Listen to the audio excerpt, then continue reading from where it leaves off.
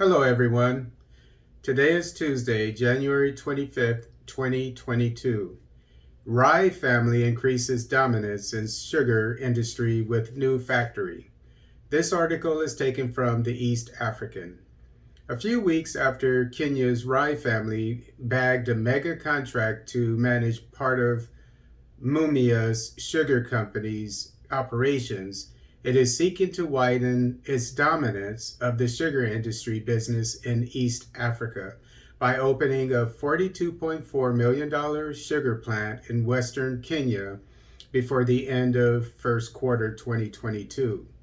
The family is set to start operations of the Naitiri sugar plant, as an extension of West Kenya Sugar Company, with a production capacity of 3,000 tons of cane per day.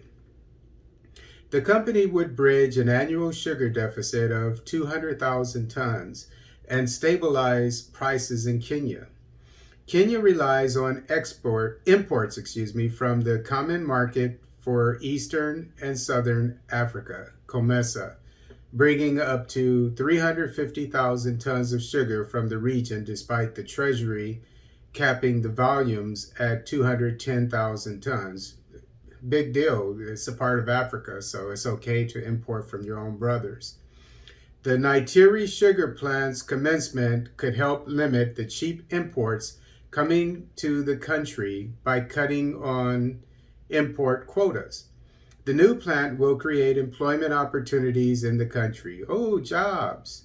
In the past 2 years, West Kenya Sugar Company has invested more than $7.81 million in cane development, creating over 200,000 direct and indirect jobs for farmers in 9 Kenyan counties.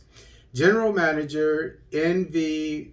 Venkatappa, I assume this is an Indian, said they are winding up on trials this month, and then a decision will be made on when to operationalize the plant. Okay, this is the general manager, an Indian. If the trials go well and we do not encounter any problem during this period, then we shall be commencing actual production as soon as possible, said Mr. Venkapata. The plant was initially scheduled for commissioning in 2020. However, several factors, including the pandemic and access to foreign exchange, disrupted the importation of equipment and travel for experts to facilitate the installation of new modern equipment at the factory. The plant will be using cane from more than 200,000 contracted farmers spread across the western Kenya sugar belt. The opening of the Naitiri sugar plant will increase dominance of the Rye family, the Indian family that is, in the sugar industry after one of their Uganda-based conglomerates, Sarai Group, won a 20-year lease to manage assets of Kenya's Mumia's sugar company. And this was overturned by the court because this Indian company from Uganda, I assume the Rye family in Uganda is related to the Rye family in Kenya, but the contract was given by the Uhuru or on the watch of the Uhuru administration under suspicious circumstances. So the court overturned it about 1 or 2 days after this 20-year lease was granted.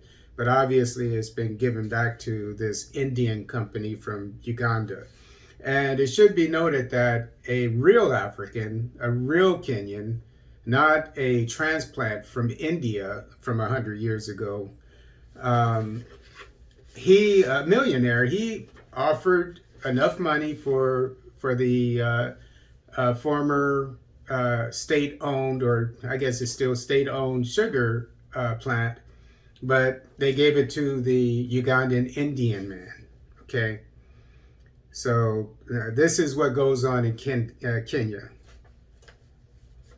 And all this is going to help this Indian family. I assume the Rai family, they're all related. It's going to help them to basically have a monopoly on the sugar industry in East Africa eventually. Sarai Group, led by Kenyan businessman Sarbi Singh Rai, owns sugar and plywood businesses in Uganda and Malawi. Mumia's Sugar, which used to be Kenya's leading producer at more than 250,000 tons a year, was beset by poor management, heavy debts, and years of mounting losses, prompting its closure. Kenyans, you can't get your act together to run a successful sugar company? I mean, I'm sure sugar is obviously it's necessary, so you're going to let an Indian come in and take over your sugar industry? This is a far cry from what happened in Nigeria at the same time. Just a couple weeks ago in Nigeria, Dangote and Buhari, on Buhari's watch in Nigeria, Dangote helped out a Nigerian man, a real black African Nigerian man, with his to help him buy a sugar factory, and he plans on exporting sugar in, I think he said, 2 or 4 years. But Dangote helped him out, helped him buy it, and it happened with the help of President Buhari, if I remember correctly too. But here you have sellout President Uhuru helping out an Indian family. So hopefully your next president won't be a sellout.